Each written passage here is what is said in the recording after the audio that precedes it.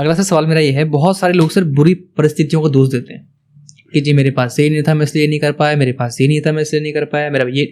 तो सर ये परिस्थितियों का जो खेल है, जो किस्मत को दोष देना, अपने माता पिता को दोष देना कि तुमने हमारे लिए ये नहीं किया।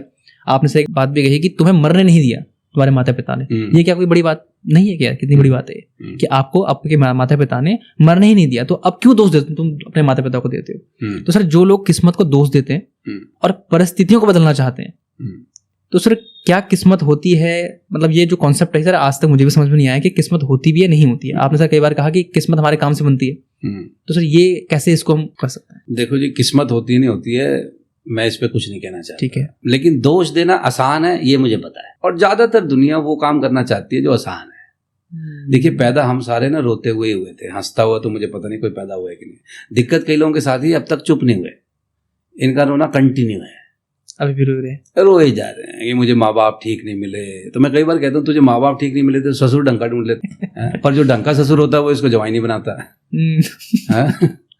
बहुत अच्छी कंपनी में इंटरव्यू दिया था, वहां मेरा सिलेक्शन नहीं हुआ। अच्छी कंपनी नहीं थी ना, तेरा कैसे होता सिलेक्शन?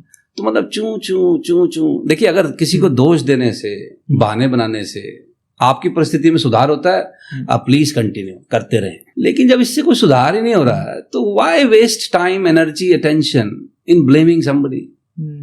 मतलब काय को अपना टाइम, अपनी ऊर्जा का बिना बात करके तेरी वजह से नहीं हो रहा। जैसे कई लोग ने आजकल वो रिलेशनशिप, आपकी उम्र में लोग हैं कि मैंने तुझे इतना प्यार किया और तूने मेरे साथ क्या किया, छोड़ दिया मतलब फिर दोष दे रहे, चीटिंग कर दी। हाँ, कि मुझे नहीं पता था तू ऐसा निकलेगा।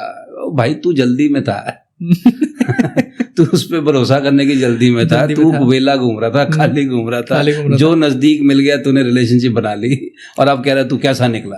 देखिए, लोग गलत नहीं होते, आपने उनको गलत समझा होता है। लोग तो वही थे जैसे पहले थे। आप थोड़ा जल्दी में थे, एक्सपेक्टेशंस कुछ ज्यादा ही हो गई। नहीं, आप जल्दी में थे, हमने नहीं समझा उसे। ऑफ कोर्स नहीं समझा, वो थोड़ी चेंज हुआ है। तो सर लोगों कैसे समझे फिर? लोगों को, आप लोगों को समझने का कोई तरीका नहीं है। आपको यही करने होते हैं, एक्सपेरिमेंट करने होते हैं, और उसके बाद आपको फिर पता चलता है कि जल्दी नहीं करनी। ये जो लव एट फर्स्ट साइट है कि नहीं, हाँ, ये नहीं करना। जैसे आजकल के बच्चों को, जो यंग यूथ अगर हमें कोई देख रहा है तो उनको तो देखते ही पहले ही उन्होंने कहा जी बस हो गया। तो सर किस्मत, आपने कहा मैं किस्मत पर भरोसा नहीं करता। नहीं, मैंने ये नहीं कहा। मैं कहा किस्मत पे मैं कुछ नहीं कहना चाहता। हाँ, क्योंकि मुझे खुद नहीं समझ आता कि होती कि नहीं। तो सर अगर किसी को अपनी बुरी परिस्थितियों से अगर अच्छी परिस्थिति में जाना है तो वो कैसे जा सकता है, किस फॉर्मेट से जा सकता है? देखो जी, नंबर 1, ऐसे लोगों से बात करो जो उस परिस्थिति से निकल चुके हैं, उनसे पूछो कि तुम कैसे, आप कैसे निकले। देखिए, चांस की बात यह है रावत साहब कि ज्यादातर आपके और मेरे जीवन में ना समस्या ब्रह्मा जी इन्वेंट नहीं करके भेजते। हमारे जीवन में वही समस्या आती है जो हमसे पहले भी मानव के जीवन में आ रखी है। आप बताओ ना, ऐसा कौन सा समस्या जो सिर्फ सेमवाल के जीवन में भेजी है और किसी और के जीवन में भेजी नहीं होगी? कोई इनोवेट नहीं करते सेमवाल के लिए समस्या ऊपर वाला, वो समस्या पहले किसी और को भी दे रखा होता है। ऐसा नहीं कि मेरे ही पीछे पड़ा हुआ है। तो उन लोगों को ढूंढो जिन लोगों ने ऐसी समस्याओं का ऑलरेडी सामना किया है, किस तरीके से वो बाहर आए, उनसे पूछ के देख लो। अच्छा, अगर उनसे मिलने का नहीं है कोई कारण तो कोई किताबें होंगी उस सब्जेक्ट पे। अच्छा, आजकल तो खैर आसान हो गया, कोई यूट्यूब को कोई वीडियो देख लो किसी का, लेकिन उसके बारे में कुछ जो आपकी क्षमता में है वो सारे एक्शन ले लो। ओके, और अगर उस एक्शन के बाद भी नहीं होता है तो फिर अब उसको आप अपना भाग्य मानना है, भाग्य मान लो, तसल्ली करनी है, तसल्ली कर लो। लेकिन देखिए, सेटिस्फैक्शन एक वर्ड है जो मैं चाहता हूं कि लोग समझें। सेटिस्फैक्शन बहुत जरूरी है लाइफ में, लेकिन सेटिस्फैक्शन का मतलब ये नहीं है कि आपने किया कुछ नहीं और जो मिला कर जी भाग्य ने दिया है, वो सेटिस्फैक्शन नहीं है। सेटिस्फैक्शन अगर वर्ड को आप देखेंगे, सेटिस जो पहले 5 लेटर्स हैं, ये लैटिन भाषा का शब्द है जिसका अंग्रेजी में मतलब होता है इनफ। तो सेटिस्फैक्शन का मतलब क्या है? ऐसी फीलिंग जो इनफ एक्शन के बाद आती है, उसको सेटिस्फैक्शन कहते हैं। कि आपने अपनी तरफ से जो आपकी क्षमता में है आपने वो किया, फिर जो मिला, तो उसके बाद जो फीलिंग है ना, वो अपने आप उसी को सेटिस्फैक्शन कहते हैं। आप जबरदस्ती सेटिस्फाइड नहीं हो सकते।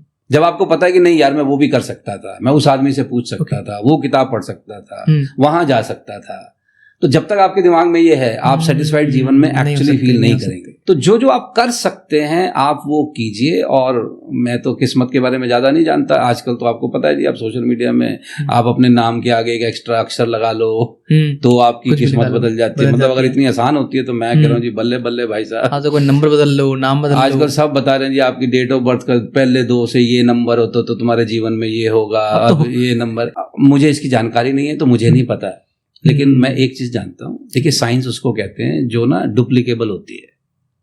जैसे फॉर एग्जांपल क्रोसिन मेरे पे भी वही असर करेगी जो आप पे करेगी, ज्यादातर इंसानों पे, जब तक कि उसका इम्यून सिस्टम बिल्कुल अब क्रोसिन के अगेंस्ट ना हो। हिंदू पे भी करेगी, मुसलमान पे भी करेगी, जर्मन पे भी करेगी, ऑस्ट्रेलियन पे भी करेगी। जो चीज सब पर समान रूप से लागू हो वो है साइंस। और जो चीज सब पर समान रूप से लागू नहीं होती वो है फिलॉसफी। फिलॉसफी गलत नहीं है, लेकिन फिलॉसफी को साइंस समझ के जियोगे तो कहानी खराब हो जाएगी। तो कभी होगा कभी नहीं होगा। तुक्के वाली बात है। तुक्के वाली बात। यानी कि जिसको अगर अपनी किस्मत बदलनी है तो वो अपने कर्म पर ध्यान दे, काम करता जाए। और भगवत गीता तो यही कहती है। देखिए जिनके साथ खुद कृष्ण जी थे, शुक्र है उस समय नहीं थे ये सब लोग, नहीं तो युधिष्ठिर को बताते तो अपने नाम के आगे ना एक ए एक्स्ट्रा लगा ले तो तेरे को वनवास नहीं जाना पड़ेगा शायद। तो मुझे नहीं पता, देखिए अगर इतना आसान होता लोग ग्रहों को, अब मुझे नहीं पता, मैं तो जानता नहीं ना, साइज देखा उन ग्रहों का। जिस शनि ग्रह को लोग यहाँ धरती से सेट कर लेते हैं पृथ्वी से 3 गुना बड़ा है। इतना बड़ा प्लैनेट आपके जीवन में और मेरे जीवन में पर्सनल इंटरेस्ट लेता होगा क्या कि मेरे को भाई साहब रावत के पीछे पड़ना है या सेमवाल के पीछे पड़ना है? यार वो बेचारे अपना सौर मंडल में अपने घूम रहे हैं, उनको पता भी नहीं ये नीचे मच्छर इंसान जो है ये हमारे बारे में बातें कर रहे हैं। हमारी क्या हैसियत है उनके आगे? अच्छा अगर उनको पंगा लेना होगा वो अपने साइज के जो घूम रहे हैं आसपास उनसे लेंगे, हमसे क्यों लेंगे? तो भगवत गीता हमको कह रही है, मेरे को तो ज्यादा ज्ञान नहीं है, लेकिन भगवत गीता कह रही है भाई काम कर काम। अर्जुन तो वीआरएस लेना चाह रहा था, वो छोड़ना चाह रहा था कि जो छोड़ो जी, मैं सब झंझट में नहीं पड़ता, मैं जाके ध्यान व्यान लगाता हूँ। और तो उसको 18 चैप्टर पढ़ाए, 700 श्लोक सुनाए कि भाई तू काम कर, अपने हिस्से का कर्म कर, जो करने तू धरती पे आया है, और उसके बाद कर्म कर, और उसके बाद जो मिल जाए उसको ऊपर वाले का प्रसाद समझ। क्योंकि दोष लगाने का फायदा नहीं। देखिए बात सही है, कई लोग ना बड़ी विकट परिस्थितियों में पैदा हुए हैं। कई लोगों को ऐसे माँ बाप मिले हैं जो शराबी हैं या बच्चों पर ध्यान नहीं दिया, ऑल वो सारे फैक्ट्स बिल्कुल सही हैं।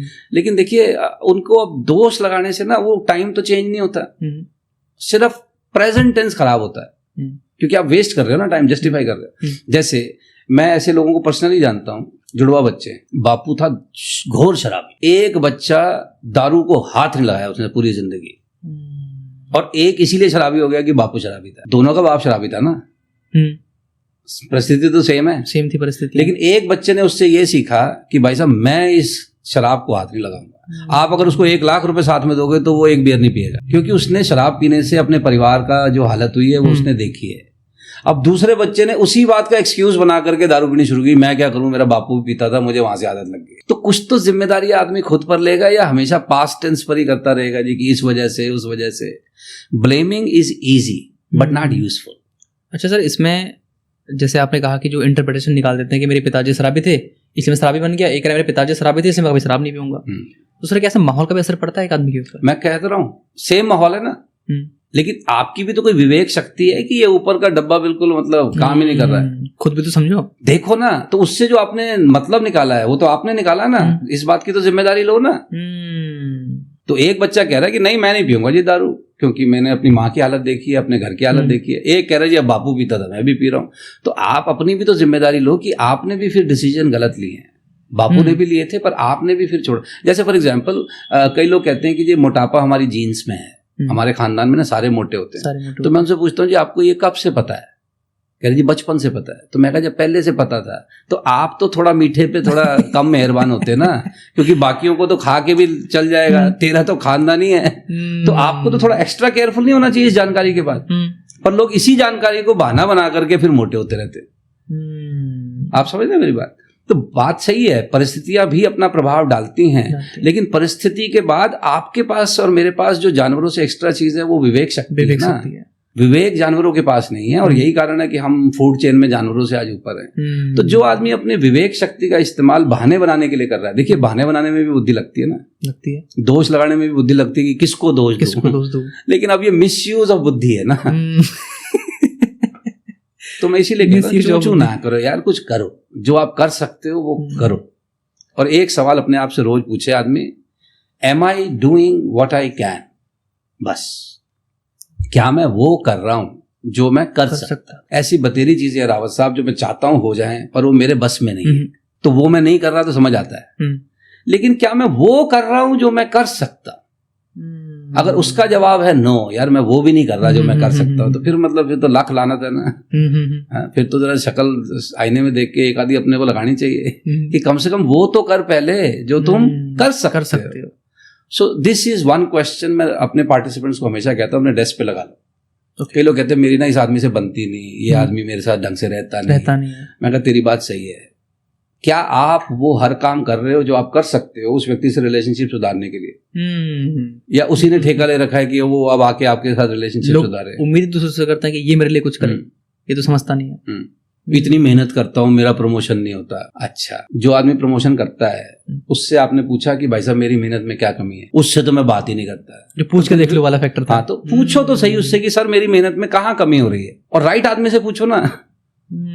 पर पता हो क्या करता है, राइट आदमी से तो इसकी बनती नहीं। इसका एक दोस्त है कंपनी में, इन दोनों का प्रमोशन होता नहीं, तो ये दोनों हर साल अप्रेजल मीटिंग के बाद फिर दारू पीने जाते हैं इकट्ठे कि तेरी भी मेहनत की कदर नहीं हुई, मेरी भी मेहनत की कदर नहीं हुई। और गुरुदेव प्रमोशन के लिए जो सही काम था, जो आपके अधिकार क्षेत्र में था, वो तो करते। तो am I doing what I can, क्या मैं वो कर रहा हूं जो मैं कर सकता हूं? और ऐसा बहुत कुछ है जो मैं नहीं कर सकता। मैं परमात्मा थोड़ी जो मैं सब कुछ कर सकता हूं। तो भैया ऐसी बहुत सारी चीजें मेरे अधिकार क्षेत्र में नहीं है। मैं सिंपल आदमी हूं, कई चीजें हमारी औकात से अधिकार से बाहर होती हैं, तो वो मैं नहीं कर सकता, समझ आता है। लेकिन भाई वो तो कर जो तुम कर सकते हो, कम से कम पूछ के देख लो, किसी सही आदमी से सलाह मांग के देख लो।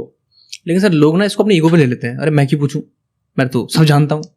तो जो एक ज्ञाता बन के घूमते हैं, वो दुनिया के ज्ञाता बन के घूमते हैं सर, ऐसे लोग ये बहुत पीछे रहते हैं जिंदगी में, जो पूछते नहीं किसी से। ईगो सब में है। अगर आपको लगता है कि सुरेश सेमवाल में नहीं है तो गलत है। ईगो सब में है, ठीक है। हर आदमी में अपने अपने हिसाब से ईगो होती है। बस ईगो का एक ही जो संकट है, ईगो यूजफुल है अगर आप इसको लगाएं किसी लक्ष्य पे। लोग ईगो को लगा रहे हैं लोगों पर, बदला लेने पर। हाँ, बदला लेने पर, कि मैंने रावत को मैंने मैसेज भेजा और रावत ने जो है मैसेज में ऑनलाइन भी है लेकिन मेरे मैसेज का जवाब नहीं दिया। इस बात को मैंने ईगो का प्रश्न बनाया। ओ भाई, मैंने रावत को मैसेज भेजा, रावत ने मैसेज का जवाब नहीं दिया, नो प्रॉब्लम। मैंने फिर लक्ष्य ये बनाया कि मैं ऐसा कुछ करूं, ऐसा कुछ बनूं कि मुझे दोबारा से जो है किसी भी और व्यक्ति से इस तरीके की इंसल्ट ना लेनी पड़े। अपने आप को काबिल बनाया जाए। मैं अपने आप को काबिल बनाता हूं ताकि लोग मेरे मैसेज को इग्नोर ना करें। तो उसके लिए मैं अपना कोई नॉलेज बढ़ाऊं, कोई स्किल बढ़ाऊं, कोई नेटवर्क बढ़ाऊं, या मैं कुछ इस तरीके का काम करूं कि मुझे लोग इग्नोर ना किया करें, उसको ईगो का प्रश्न बनाओ। लेकिन मैंने किसी को नमस्ते की, उसने नमस्ते का जवाब ढंग से नहीं दिया तो मेरी ईगो हर्ट हो गई। मैं सड़क पे गाड़ी चला रहा हूं, कोई और गाड़ी वाला थोड़ा आगे निकल गया कट मार के, तो वो मेरा ईगो का प्रश्न है। मैं घर गया हूं और जाते ही किसी ने गिलास पानी का नहीं दिया तो लोगों की ईगो हर्ट हो रही है। जैसे मैं अक्सर कहता हूँ कि यार अपनी इज्जत की इज्जत करो, अपनी इज्जत की इज्जत करो। इसका मतलब ये है अपनी इज्जत को हर जगह दाव पे मत लगाया करो। छोटी छोटी जगह को प्रेस्टीज इशू बनाने की जरूरत नहीं, इज्जत का प्रश्न बनाने की जरूरत नहीं है। अगर इन छोटी छोटी चीजों को आदमी इज्जत का प्रश्न बनाएगा तो कहीं तो लुटेगी ना फिर। तो अपनी इज्जत को लगाओ, लेकिन किसी बड़े टारगेट पे लगाओ कि भाई मुझे ना अगले 6 महीने में इस सब्जेक्ट पर इतनी नॉलेज चाहिए, ताकि इस सब्जेक्ट पे अगर कोई मुझसे सवाल पूछे ना तो वो मेरे पास जवाब होना चाहिए। उसको प्रेस्टीज इशू बनाओ। लेकिन लोग इन चीजों को नहीं बनाते प्रेस्टीज इशू, क्योंकि इसमें तो काम करना पड़ेगा। हाँ, मैं तेरे को देख लूंगा, तेरे से बात नहीं करूंगा, देखते रहो फिर। अच्छा, जिसको देख रहे हो वो भी तुम्हारे आसपास ही रहने वाला है। हाँ, तो ऐसे में टाइम वेस्ट ना करो। ये तो बड़े शानदार बात कही सर आपने, बड़े शानदार लेसन दी। आज सर जनरेशन में, जो आज की जनरेशन है उसके अंदर रिटायरमेंट को लेके बड़ा जोश, बड़ा एक्साइटमेंट है आजकल कि जी अर्ली रिटायरमेंट चाहिए, 30 साल की उम्र में हम इतना कमा लें कि हमें बाकी अपनी जिंदगी में काम ना करना पड़े। तो सर रिटायरमेंट को लेके आपका क्या कहना है? रिटायरमेंट को लेके तो मैं कह रहा हूँ जी, जो ये कह रहे हैं इनको ऑल द बेस्ट है। लेकिन ये जो आखिरी में स्टेटमेंट आपने यूज किया ना, मुझे इस शब्द से बड़ी कोफ्त होती है। कि मुझे काम ना करना पड़े। ये जो सोच है ना लोगों की, ये जो, अब मैं क्या कहूँ इसके लिए, पंजाबी भाषा में एक शब्द है पर वो मैं बोल नहीं सकता, वो गाली लगेगा। समझ जाओ। यार ये कहाँ से आ रहा है लोगों के दिमाग में कि काम ना करना पड़े। अच्छा मुझे आप एक आदमी दिखाओ जो काम नहीं कर रहा है और उसकी आप इज्जत करते, एक आदमी बताओ। नहीं करते इज्जत किसी।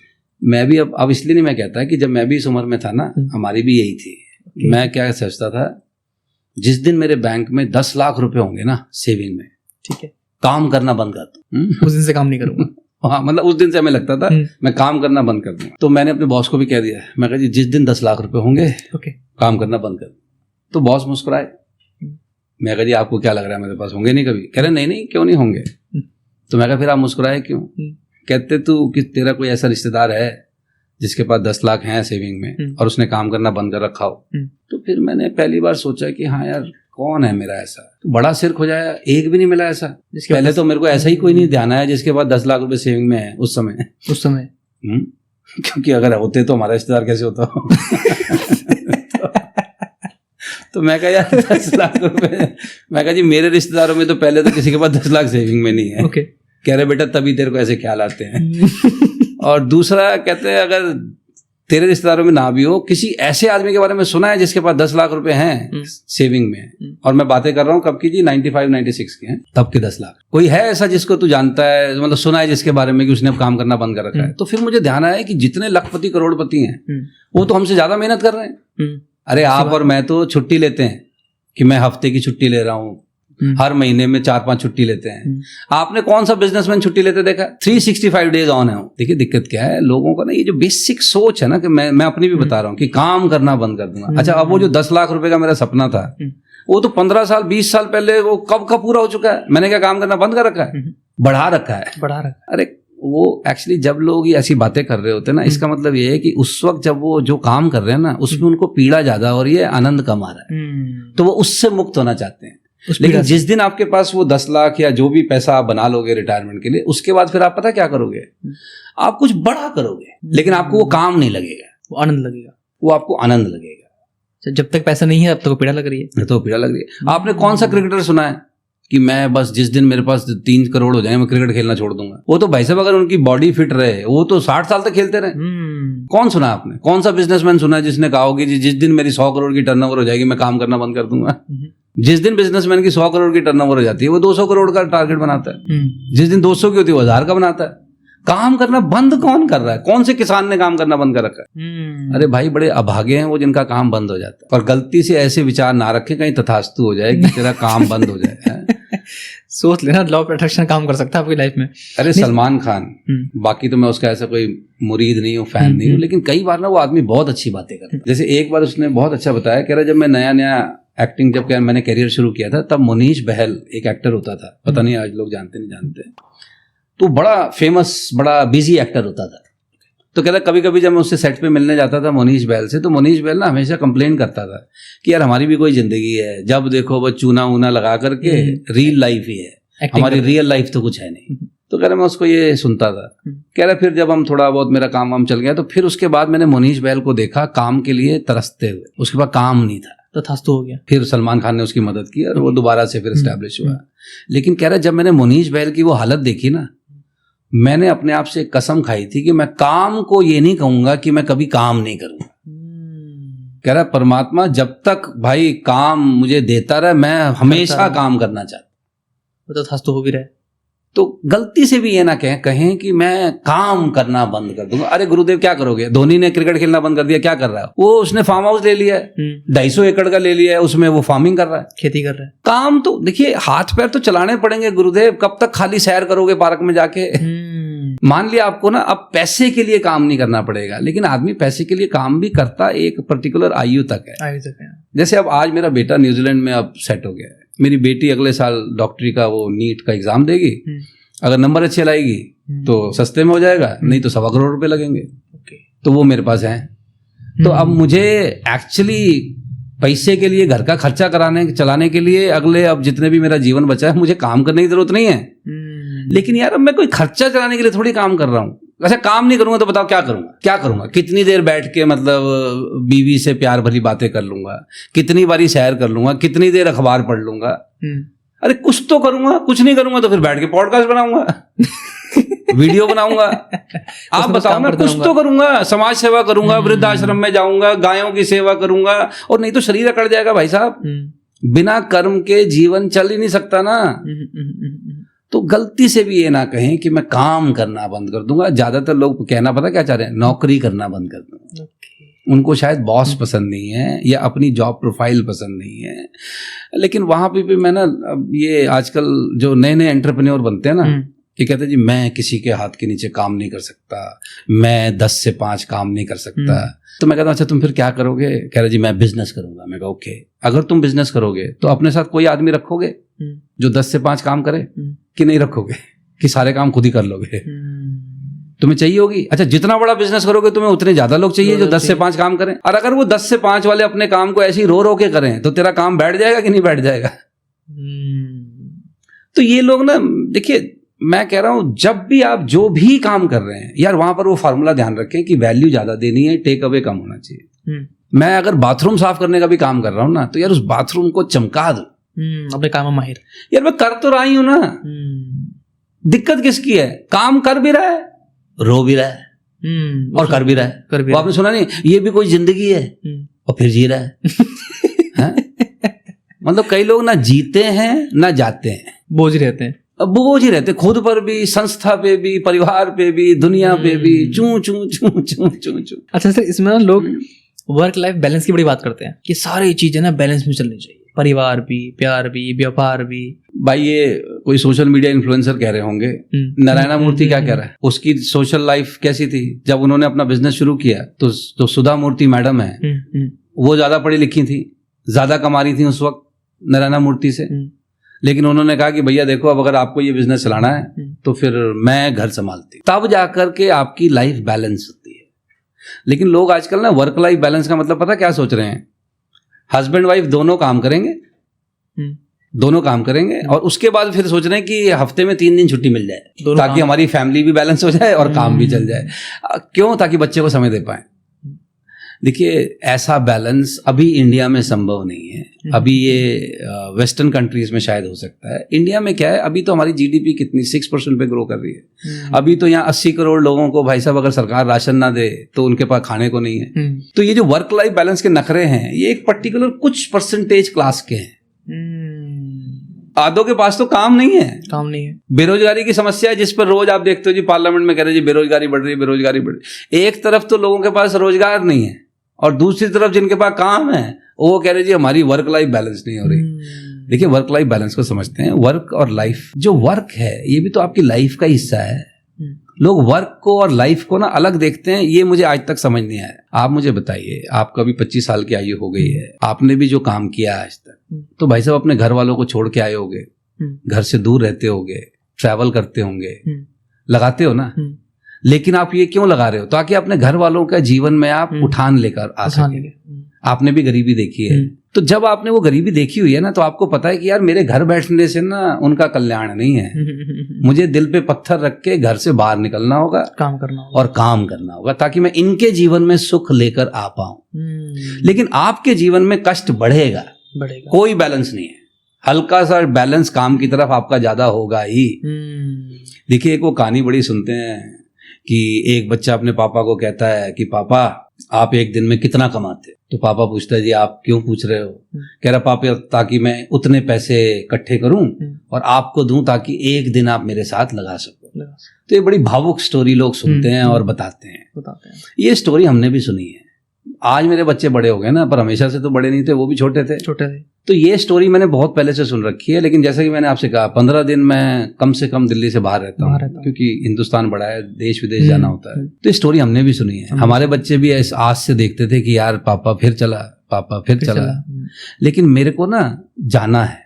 पता क्यों जाना है? क्योंकि मैं बाहर ना अय्याशी करने नहीं जा रहा, पतंगे उड़ाने नहीं जा रहा, जुआ खेलने नहीं जा रहा, मैं वहां काम पर जा रहा हूँ। और उस काम को मैं इसलिए कर रहा हूं ताकि आज जैसे मैंने अभी आपसे कहा ना कि अगले साल बेटी के नंबर आ गए तो ठीक है, नहीं तो 1.25 करोड़ रखा है। तो ये जो मैं अपनी बेटी को एश्योरेंस दे पा रहा हूं, ये क्यों दे पा रहा हूं? क्योंकि मैंने काम किया। तो बैलेंस नहीं रही लेकिन लाइफ अच्छी चली है। तो वर्क लाइफ बैलेंस का मतलब जो मुझे समझ में आता है, मैं ये नहीं कह रहा हूँ कि यार आप जबरदस्ती घर वालों से दूर रहो मैं ये नहीं कह रहा हूँ, लेकिन मैं ये कह रहा हूँ कि अगर आपके काम से आपके परिवार को लाभ हो रहा है, लॉन्ग टर्म में आपका परिवार एक अच्छा जीवन जिएगा, लेकिन आप पर थोड़ा कष्ट बढ़ रहा है, तो इतनी तो आपकी जिम्मेदारी बनती है यार। और देखिए राव साहब, मुझे तो नहीं पता, आजकल तो खैर लोग बड़ी जल्दी जल्दी भी अमीर बन रहे हैं, लेकिन हम तो पुराने आदमी हो गए हैं अब। मुझे पता है साहब कि एक पीढ़ी खपती है हमेशा, किसी भी खानदान में एक पीढ़ी तो खप जाती है, तब जाकर के ना एक बुनियाद बनती है जिस पर फिर आगे आने वाली पीढ़ी अपनी मंजिलें डालती है। लेकिन कुछ ईंटें तो बेसमेंट में लगती हैं, बुनियाद की खुदाई में लगती हैं, जो दिखती नहीं है। तो अगर मेरे पिताजी पहले की वो बुनियाद की ईंट है, तो फिर मैंने उसके ऊपर अपना एक मंजिल डाला होगा, तो आज मेरी मंजिल दिख रही होगी, लेकिन उसकी बुनियाद में मेरे पिताजी की वो मेहनत है, जब उनकी वर्क लाइफ बैलेंस नहीं हुई होगी। तो मुझे तो ये वर्क लाइफ बैलेंस समझ नहीं आता, और खासकर हिंदुस्तान जैसे परिवेश में जहां पर ना परिवार बड़े मजबूत हैं। फॉरेन कंट्रीज में क्या है, वहां परिवार इकट्ठे नहीं रह पाते ना, बार बार हस्बैंड वाइफ चेंज होते हैं तो हिंदुस्तान में तो ऐसा झंझट है नहीं, यहाँ तो भाई साहब 7 जन्मों का सिस्टम है हिंदुओं में तो कि बस तेरा मेरा 7 जन्म का नाता है। तो यहाँ बीवी इसलिए थोड़ी देर को छोड़ के भाग जाएगी या तलाक दे देगी कि तू थोड़ा टाइम थोड़ा कम दे रहा है। अगर बीवी को ये पता है कि भाई तू बाहर ईमानदारी से मेहनत कर रहा है, जैसे फॉर एग्जाम्पल सचिन तेंदुलकर साहब भारत रत्न है। सचिन तेंदुलकर साहब ने अपना जो कैरियर 40-41 साल तक जो उनका चला है, भाई साहब फैमिली को टाइम ज्यादा दिया उन्होंने। पर मिसेस तेंदुलकर ने कहीं आपने कोई वीडियो सुना हो, कंप्लेंट की हो कि जी इस आदमी ने तो हमको टाइम ही नहीं दिया है? कभी कंप्लेंट नहीं की। क्यों? क्योंकि उनको दिख तो रहा है रोज टीवी पे कि ये लगा रहा है चौके छक्के, और इसी की वजह से तो मिसेस तेंदुलकर को कोई जानता है। अच्छा, अब तेंदुलकर साहब रिटायर है तो आजकल काफी टाइम दे रहे होंगे। तो वर्क भाई साहब, अगर वर्क आप ईमानदारी से कर रहे हो और अपने परिवार के जीवन में सुधार के लिए कर रहे हो, तो थोड़ा बहुत कष्ट अगर जीवन में हो भी रहा है तो सह लो यार। ये सर आपने बड़ी सही बात कही। सोशल मीडिया के चक्कर से सर ये जो अभी नया ट्रेंड आया है वर्क लाइफ बैलेंस का, ये जन्म लिया, इसने जन्म लिया है। लेकिन सर अभी आपने जो बातें बताई वो बिल्कुल प्रैक्टिकल है, जो जीवन में सबके अप्लाई सबको अपने जीवन में करनी चाहिए। और जो वर्क लाइफ बैलेंस का जो कल्चर है वो थोड़ा सा ये फॉरेन कल्चर है। हमारे यहाँ हमारी फैमिलीज बैलेंस में ही है, बैलेंस में ही है। हमारे यहाँ माएँ बच्चे को ना पीठ पीछे भड़काती नहीं है कि देख तेरा बाप लेट आ रहा है, बल्कि बताती है कि बेटा पापा मेहनत कर रहा है, बेटा पापा थके हुए आए होंगे, उनको थोड़ा आराम करने दो। तो यहाँ की माएँ थोड़ी भड़का रही हैं। तो अगर आपका और हस्बैंड वाइफ का तालमेल अच्छा है, रिलेशनशिप अच्छा है, तो इससे नहीं फर्क पड़ता कि आप कितना समय लगा रहे हैं, लेकिन इस बात से जरूर फर्क पड़ता है कि जितना समय लगा रहे हैं उसमें क्या कर रहे हैं। अब आप बताओ ना, अब आजकल धन्यवाद है सोशल मीडिया का, हस्बैंड वाइफ एक ही कमरे में बैठ के दोनों अपने अपने फोन पे लगे हुए हैं, अब क्या देख रहे हैं परमात्मा जाने, एक दूसरे को भी उन्हीं में से कुछ भेज रहे हैं, ये कर देना, और साथ में बैठे हैं। तो फिर कह रहे हो जी हमारा वर्क लाइफ बैलेंस नहीं है।